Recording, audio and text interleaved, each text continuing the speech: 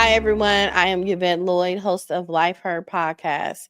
Today, we are joined by Dr. Deborah Heiser, an applied developmental psychologist, TED speaker, author, and founder of the Mentor Project. She's dedicated her life to helping others find purpose through mentorship and understanding the beauty of aging. Dr. Heiser brings powerful insight on what it truly means to lead, give back, and grow intentions. I'm excited to have this amazing conversation with her, and she is so inspiring with her work. And you can learn how to live your life with more meaningful ways in early ages and later stages of life. Hi, Deborah. How are you? I'm doing well. Thanks for having me on your show. I'm really excited to be here. I'm excited too. I love conversations like this because it brings so much clarity, healing, comfort. It just brings so much to people because sometimes we find ourselves stuck. hmm That's true. That's true. Yeah, so I really appreciate you. So I want to know, like, as far as your journey is so inspiring. So from founding the Mentor Project to your deep research of on aging, what sparked your passion for studying human development and aging? It started with my grandma. I used to visit her down in Florida, and I would go as often as I could from New York down to Florida to visit with her. And when I would go down, she was like the fun grandma. She had like cute clothes, and I wouldn't even have to pack anything because I would just wear what she had.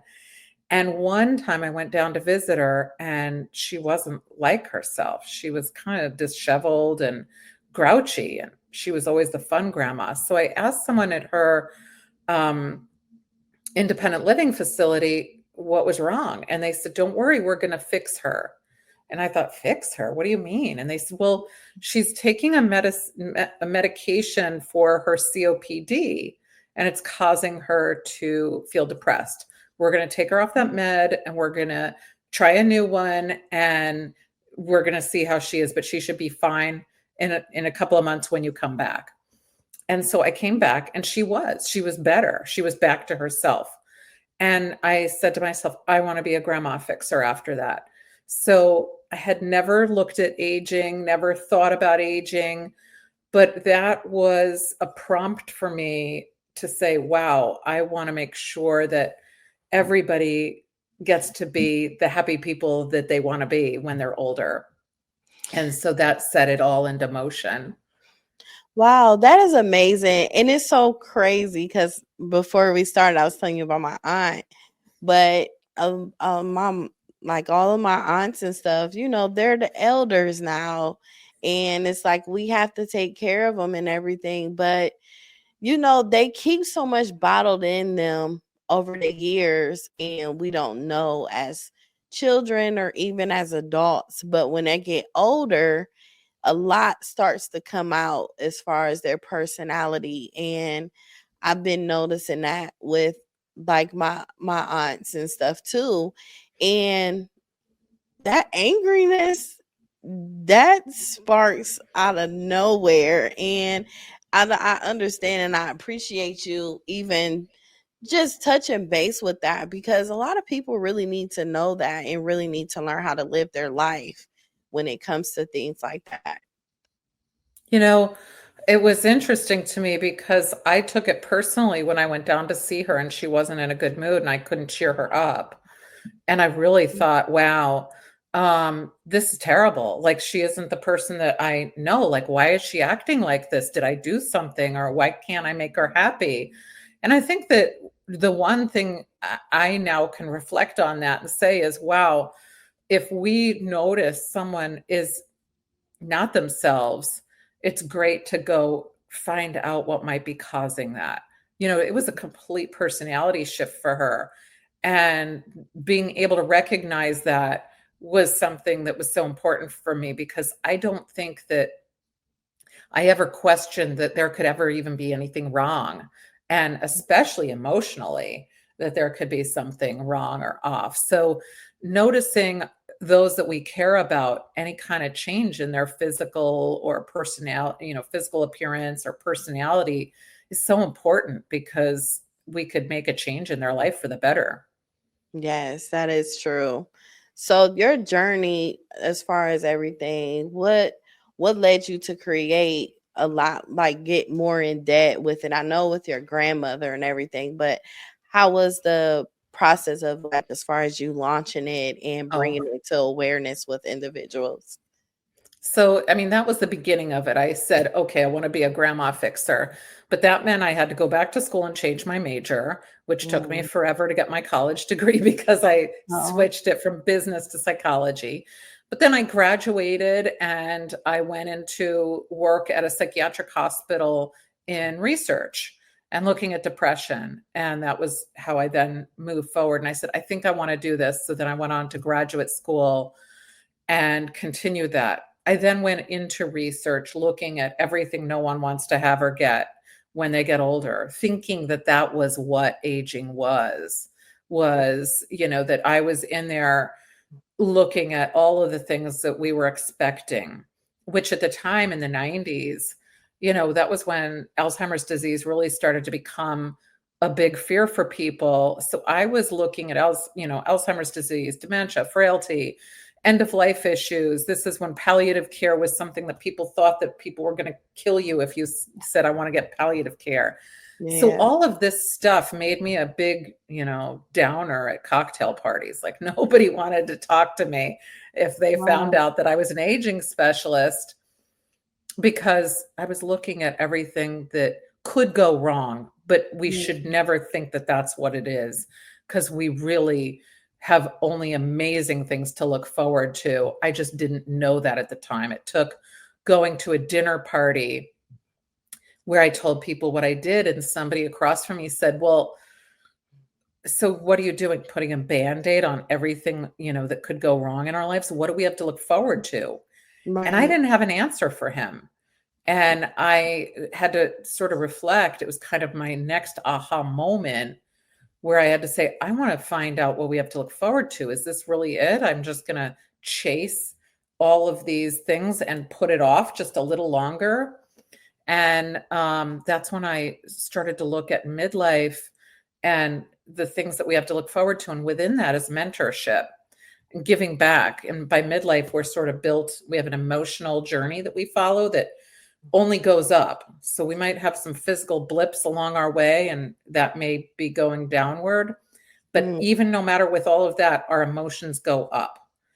And so I was like, wow, that's cool. What's the, jumping point for that? And the jumping point for that is midlife, a stage called generativity, where we want to give back to others. It's how we Mm. feel relevant and meaningful, makes our footprint, we leave a legacy, makes us more connected with others. And then I was like, all right, now I have to look at this. This is important. And I decided to look at mentorship next. Mm. Wow. So like when it comes to say for instance Alzheimer's, what are some of the steps people should get when they get to that point? Because sometimes people in our family or friends, you notice the signs before they actually notice it. What is some steps that you find that people should do to be able to help that person to be able to face reality with it, find maybe a neurologist or something or somebody that could actually help them with the process to avoid the stages to go so fast? Well, first of all, I'd say you should be going to the doctor regularly. Even just like with my grandmother, her doctors found out before we did. I only went down to Oh, visit, and they had already known that she was depressed and they were going to change her meds. But okay. if you go to the doctor regularly, they check you every year. When I go to the doctor, they're checking my eyesight, my hearing, my gait, how I walk. They're checking my memory. They're checking all sorts of things every year. And they have those as benchmarkers. So they will be able to pick that up. But you have to go to the doctor regularly and not just when you feel sick. You Mm, have to go get that wellness visit that yeah. takes a couple of hours and you're like, oh my goodness, you have to fast and get the blood drawn, do all that. That's super important because if you do that, the doctor is going to pick up on that. That's how they pick up on eyesight changes and hearing. And memory is another one of those things, because those around people often don't pick up on it because they're living with them. So Yeah. those little subtle things that may be, just become normal part of the day are not going to seem normal on the annual visit to a doctor. Mm. So, how can we cultivate the purpose and contribution in our later years, especially for women who often feel invisible as they age?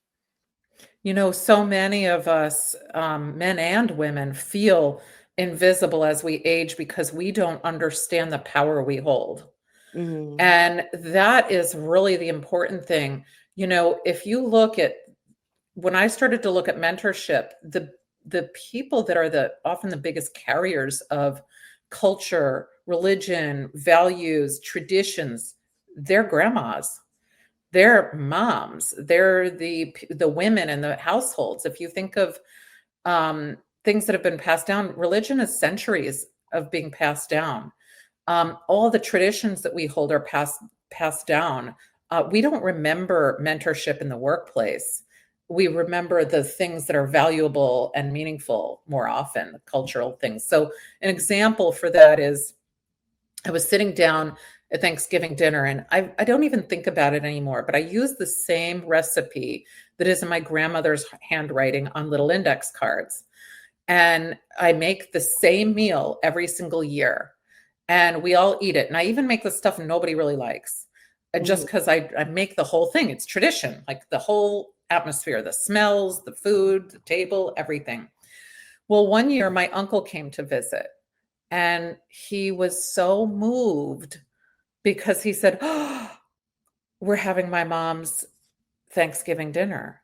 And I had been I had taken it on, and I'm passing it down and taking those same index cards, and he said it's the exact same meal from beginning to end. And he was so moved by that because he was eating his wife's dinner for Thanksgiving.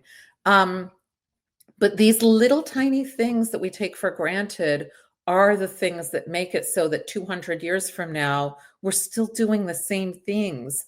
And Yeah. those values that we hold dear, it's not just the food, but the values that we have in our household, that's our power. So Yeah. if we can say, I know that my power will last centuries, that can you get any more powerful than that? I don't think so. I don't think so either. So many people fear the aging, but the work that you do, it challenges that. So what would you say as far as most misunderstood aspects of midlife and older adulthood? Most people think midlife is a time of crisis.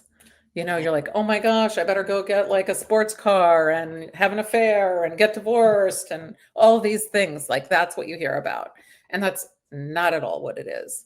So, when we look at our age trajectory, midlife is the first point that we actually get to think of ourselves. It's a reflection point.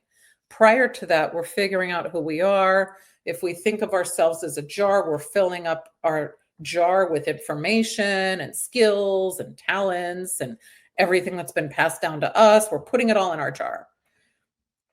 By the time we hit 40 and 50, especially 50 is like the a real time that it really kicks in, is when we're like, okay, my jar is full. Now what? Mm, Do I want to check more boxes? Like, do I want to just keep stuffing stuff in here? And that's when we say, no, I don't really want to continue with that. I want to see, do I matter in the world? It's kind of where we're checking our power, so to speak. We're saying, do I matter? And what have I done in this world? And has it been impactful? And when we yeah. do that, we say, okay, I think I want to either volunteer, mentor, or get involved in philanthropy. Those are the three kinds of generative things that we do. And if you look around, you'll start to see people in midlife are doing these things. We just naturally do it. It's like walking and talking. And that's the first component that lets us feel fulfilled. Because when you see that you're making an impact on somebody, whether it's your grandchild or it is somebody from the younger generation, or it's something that you believe in or have a passion and you start a company, you start a business, you do podcasting, like, these are the kinds of things that leave lasting impact. It's the first spark of fulfillment and feeling like my footprint just got a little deeper. And that is what allows us to continue that upward emotional trajectory. So we should be expecting to feel more and more fulfilled every year. If you were to think of yourself at birth as a seed and you become like an apple tree, you're not fully developed until the very end when the apples are ready to fall from the tree. And that's when you're sort of dropping your wisdom and feeling fulfilled. Yeah. So what makes a great mentor versus a good one? Because you speak on mentorship so much and it is so important. So how can people actually figure out to choose the correct person for them to prepare them for this? So mentorship, I like to say that, mentorship, the term is so loosely used, It and is. that term was sort of hijacked by corporate America so that it's seen as a work-related thing. That, go find a mentor to get to the next level. And that mentor, nobody can, it's a nameless, faceless individual. Nobody can name who that person is. So it's frustrating for people. Because people will say, I don't know how to find a mentor. And mentors are like, I don't know how to find a mentee. It's really taken a lot of the natural, organic aspects of it out of the equation. So if you're looking for, you can only really say that you're going to look for a mentor because there's only a good mentor. It's like a friend. Not everybody who passes in front of you becomes your friend. And why is that? You only choose the ones that you like, right? The ones that you feel that that you can connect with. And that's the same with mentorship. There's no such thing as a toxic mentor. That's not a mentor. It's like saying I have a toxic best friend. No, that's not a friend. That's where we need to start thinking of mentorship as I don't have a burden of thinking I better be inspiring and entertaining to my mentor, my mentee. They're going to want what I'm giving and they'll be inspired by that. So the way that we can look at mentorship is that it's 5 components. One is that you need to be generative. Somebody has to say, I want to give back. You're a podcaster. You're clearly generative. You're giving back. Everyone who's listening is your mentee. You are a sort of a modern mentor to people. And so that's the first component. You have to have that innate desire to give back in a way. The next is that you need to have somebody who wants it. So if you were podcasting and you never turned it on and it never made it to anybody, you're not a mentor. But if you have people listening and who, connect and come back, then you're mentoring them. The next thing is we need to do it for intrinsically motivated reasons. And what I mean by that is if you're getting paid, you're not a mentor. So if somebody says you better mentor, it's part of your job, you're going to get, a performance evaluation and you need to be engaged in this. No, that feels like, a burden. That doesn't feel like a mentorship. If somebody said you must be friends with Sally down the street, that's going to make you feel like, oh, I got to go hang out with Sally. So the real way that I like to look at it is if I said to you, hey, would you like to go volunteer time at a soup kitchen? You might say, yeah, sure. It makes me feel good. I'd like to do that. And you're not going to get paid. But if you're on your way to that soup kitchen and I said to you, turn left and go volunteer your time at Starbucks instead, that is a whole different feel. You're still giving out food and beverage to people, but one feels great and one feels like you're getting exploited. If you're being paid and you're being called a mentor, it has an exploitative feeling to it. The next thing is a meaningful connection. Just like a friend, you have to like the person. If you're like, ugh, I'm meeting with my mentor, I don't really like the person, I feel obligated to go, that's not mentorship. You also need to trust the person. If you said to me, hey, I want to show you what I know, and you thought I'm going to run away with your ideas and go use them for myself as a mentee, we're not in a mentoring relationship. Likewise, if I said, I'm not going to tell her what my vulnerabilities are because she'll go tell everybody, or she's not going to promote me, then, this is not a mentoring relationship. And it also has to have a goal. Like you have a goal with your podcasting to get the word out on what you want, empowering women, letting people know that there are paths forward. So without any one of those things, you don't have mentorship. So there's no good mentor or bad mentor. There's just mentor or no mentor, just like friend or not friend. Yeah. And it's so much when it comes to mentorship, because you got to have that connection too when it comes to it. And Yeah. some people, they need to know when they don't have that connection, it's okay to separate themselves Yeah. and continue to find someone that matches them, that's relatable to them, and they feel as though it's helping them too. Absolutely. You're 100% correct. And we should never say, I want a mentor. We should be saying, I want a million mentors, as many mentors as we can have. If you think about everybody who's helped you in your life or given you advice, it's lots of people. It's not just one. So don't limit yourself. Yes. So you've built a global nonprofit with mentors who give their time freely. How do you aspire such a high caliber experts to your participate? It's funny because it was organic in how it happened. I happened to be, when I decided to really look into mentorship, talking to top mentors. I was talking to actually everybody. I was talking from like 4-star generals to grandmas. And they were all saying the same thing. Like they cried when they talked about the impact that they felt. Like the grandma said, I wanted to raise my grandson to have the values that I had, that if he went out anywhere in public, I could be proud of him. And like she was so moved by that because he turned out to be this amazing man. And the 4-star general started to talk about not military. He was talking about his own grandson too. It was really wild. But the fact that people got choked up talking about how they felt like they made a difference. So as I was doing that, the interesting thing was I started to talk to some people who did some world-changing things. Like one of them is the guy who is the father of the network firewall. That's how you and I are communicating right now. It's secure. We can do our banking and all this stuff online because of the work that he did. And he was like, I'm getting ready to retire and I'm not going to have any ability to connect with people to mentor because I'm going to be moving to a farm. And it's not like I can go to a park and say, hey, kid, you want a mentor? He was feeling really like he was going to be irrelevant and useless. Those were the words that he used, like useless and not helpful. And that really made him anxious. So we decided to start to just get him out into schools. And then a couple of other people said, oh, I'll do that too. That sounds great. And so we were just a few of us, like 7 people. And then we thought it'll never take off. But within 6 months, 60 people asked to join as mentors. Then it went to 80. Then by the end of the year, 100 people asked to mentor. And it was because they didn't have access to mentees.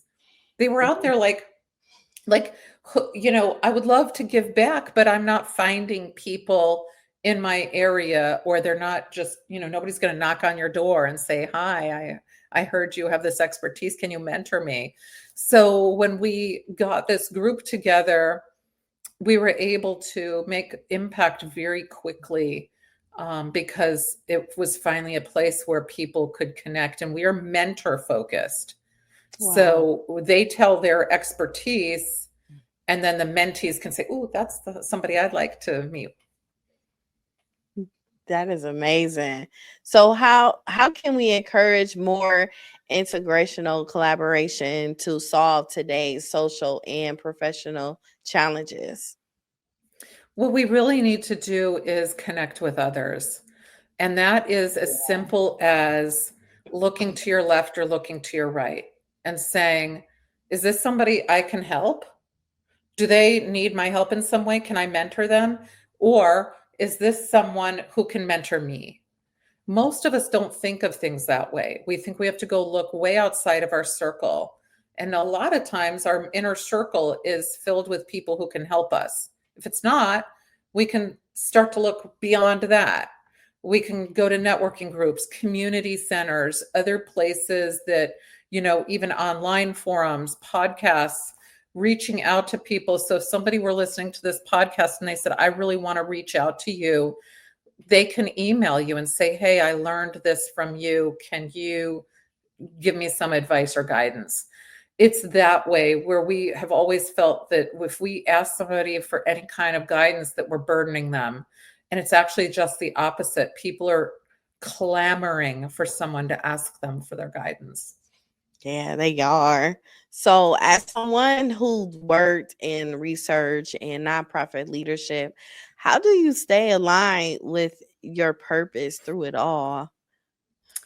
I think that I believe in ourselves. My mission and the belief system that I have is us and succeeding and getting happy. So I've never had to deviate from that mission.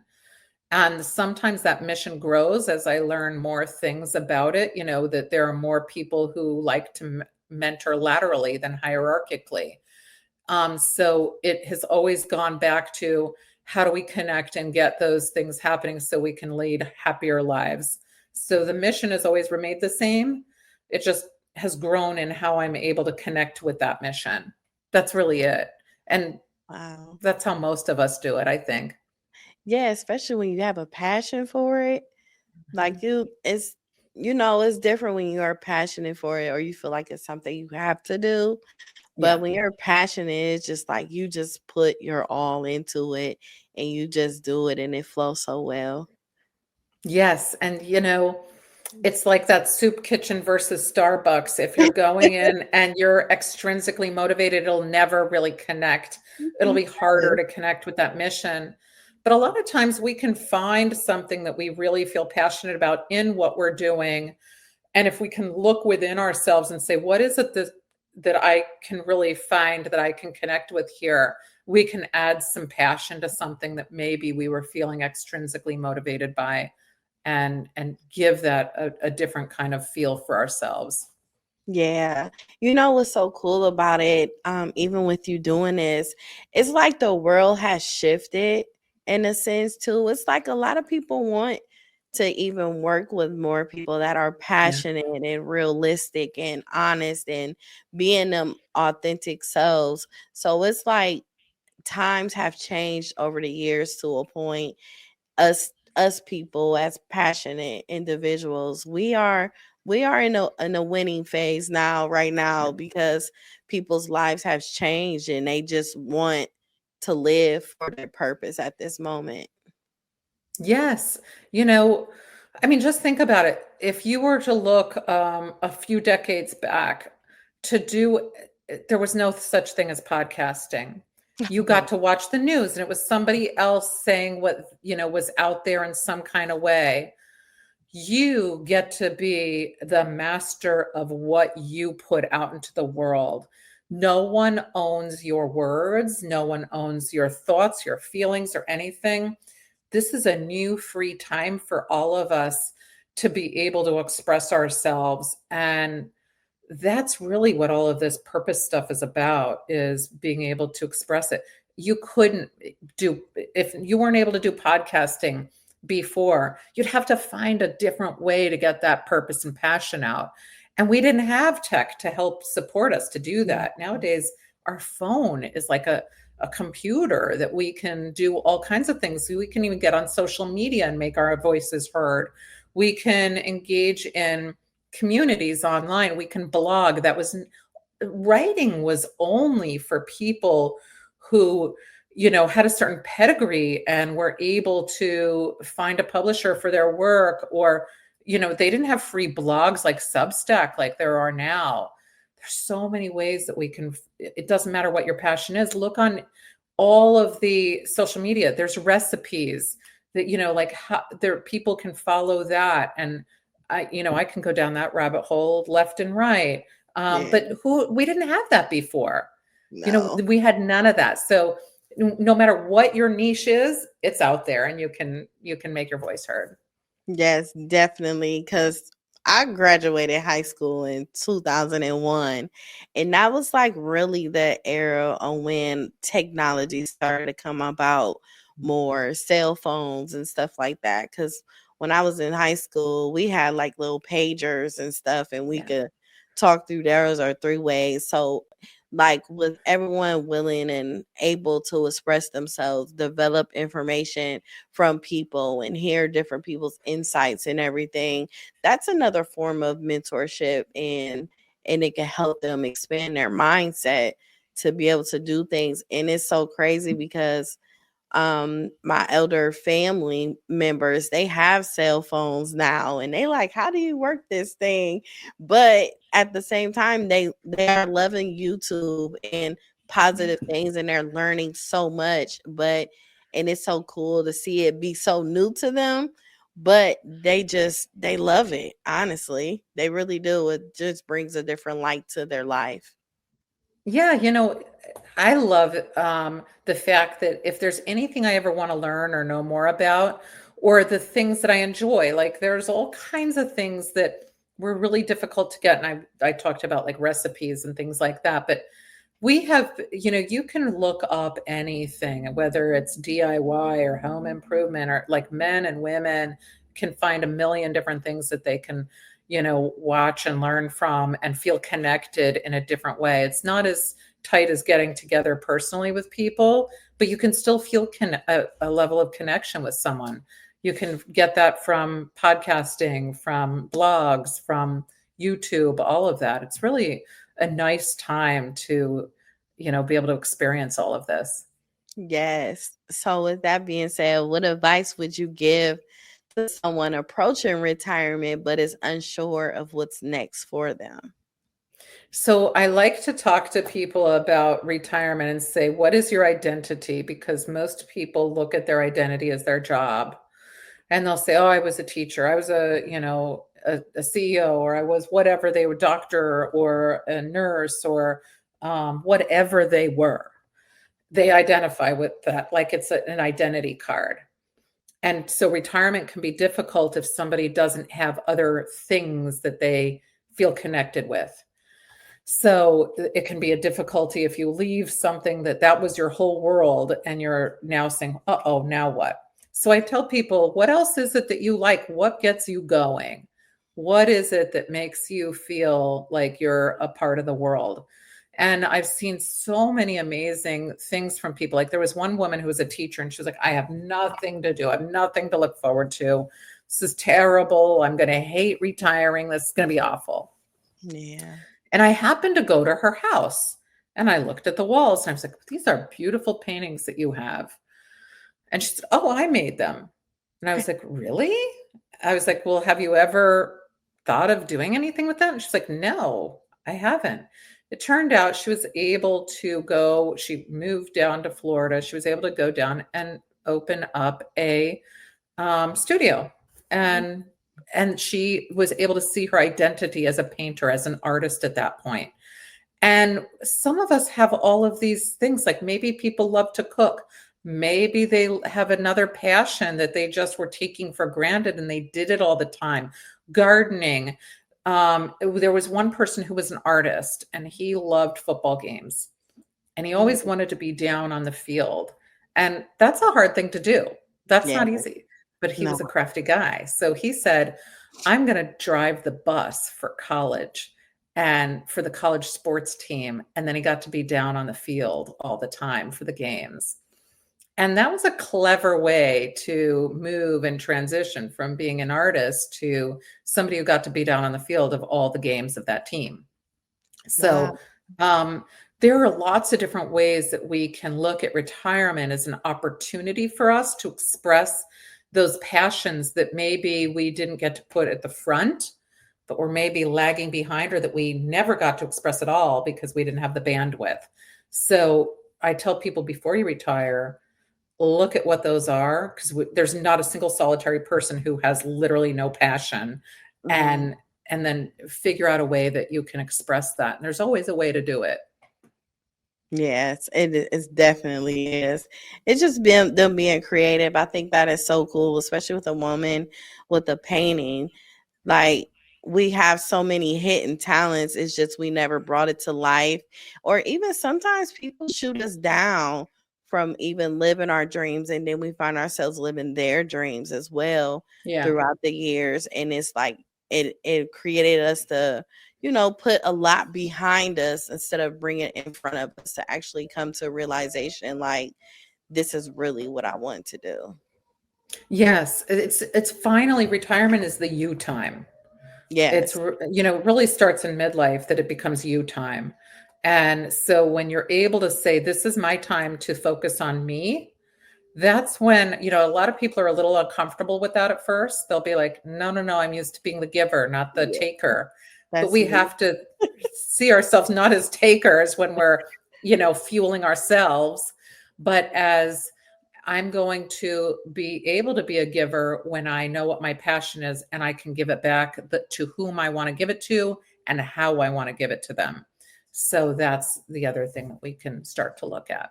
Yes, it is. I have to look like that myself. We all do.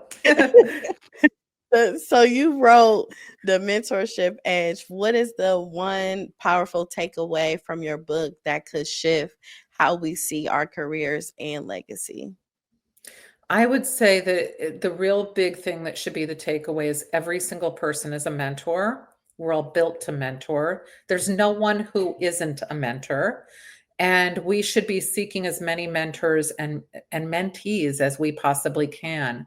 Our jobs really is to, our jobs are to get our information out to others. Um, Otherwise, we're burning down libraries left and right. We are our most precious natural resource. And Yeah. if we are not giving back, and if we're not taking from others who have wisdom, then what are we doing?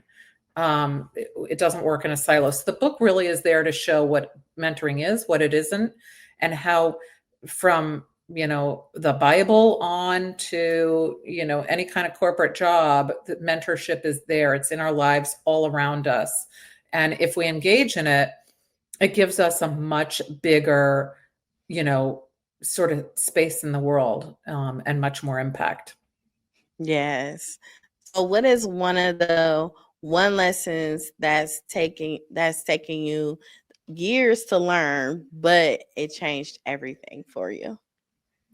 The biggest lesson I had to learn was that we have the expectation that we should be happier as we get older, that looking forward to the future is not looking at decline, depression, mental and cognitive, issues. It is really looking at feeling empowered, finding your power and giving that power out to others. That was huge to me. I felt like aging was powerlessness. And I found out, in fact, it's full of the most power we could ever have or want. Yes, that is so true.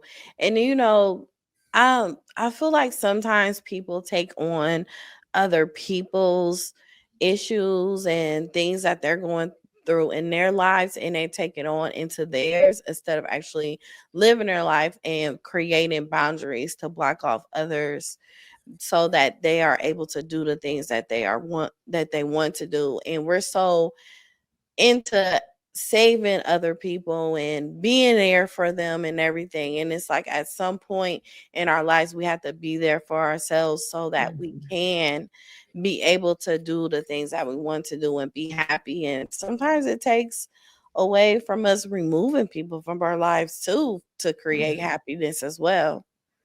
Yes, there is the old addition by subtraction that is true in some cases. You bring up some good points. We surround ourselves with people, and we have to realize that if we are chasing after saving someone else, and that means that we are going to not have a life for ourselves or any legacy or any impact, that's not helping either person.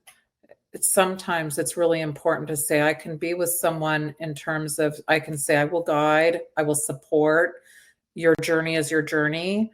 My journey is my journey, and I'll be there for you, but I'm not going to give up my life in a way. So I mean, obviously that is, very difficult when you're dealing with family and close friends and things like that. And those things are easier said than done. But there are people who are also around that can be supports like mental health counselors, psychologists, who can help to support through that because it's very difficult to see things in your own life. It's easier for someone else to be able to say, here's a tweak, here's a new way of looking at it, here's a new way to help. And that is how you can also retain some of your own power, is by getting the support from someone else so you're not draining yourself. Yeah, that is so needed. You don't want to empty your cup at all.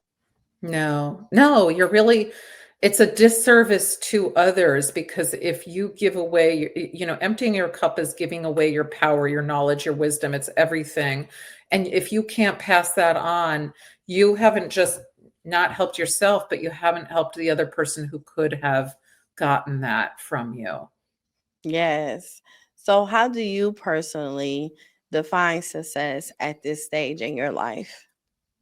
Success for me is feeling like I'm making impact in the area that I want to. Um, and right now, I want to be making impact in the field of mentorship so that more and more people can get connected. Every time I feel like I'm able to talk about mentorship that might lead to somebody making a connection, either, with the person next to them or wherever, I feel like I'm a success. And so that's how I'm defining it now. I don't know how I'll define it in 10 years from now, but right now that's where I am. That is amazing. I'm actually proud of you because sometimes people Oh, can't really answer that question, and we drown ourselves in our work so much, and we do so many things for other people, and like you're helping so many people, but we forget to give ourselves credit, and you I actually just agree with gave you. yourself credit. It took me a long time to get to that point to be able to do that. But thank you for noticing that. That didn't come out of a box. Like, that came out with work. Yes. So, what message or encouragement do you want to leave with our listeners, especially the men and women that's navigating midlife, career transition, or even the uncertainty about their value?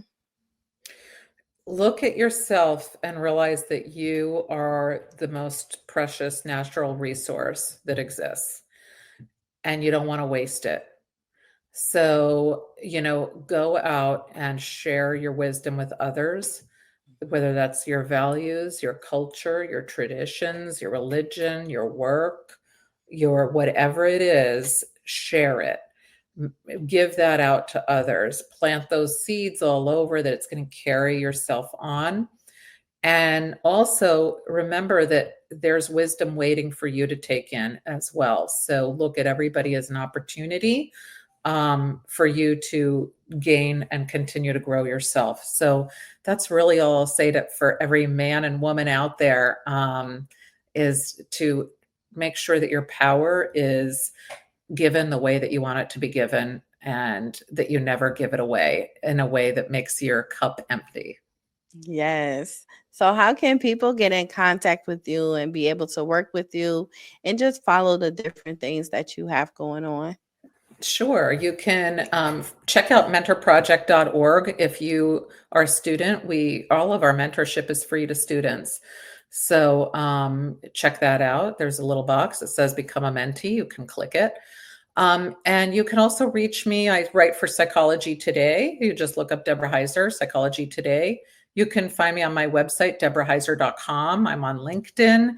And, check out the Mentorship Edge. It's in all formats, even audiobook, because I hope that you will see that you are a mentor and that you have a lot to give. Yes. Well, thank you so much. I really appreciate you for even giving such amazing advice for my listeners. I appreciate you. Thank you. And I appreciate you. Keep mentoring with your podcast. Thank you. Thank you, everyone, for tuning in to Life Her Podcast. Make sure you subscribe on YouTube and also follow Life Her Podcast on all major platforms to listen on audio.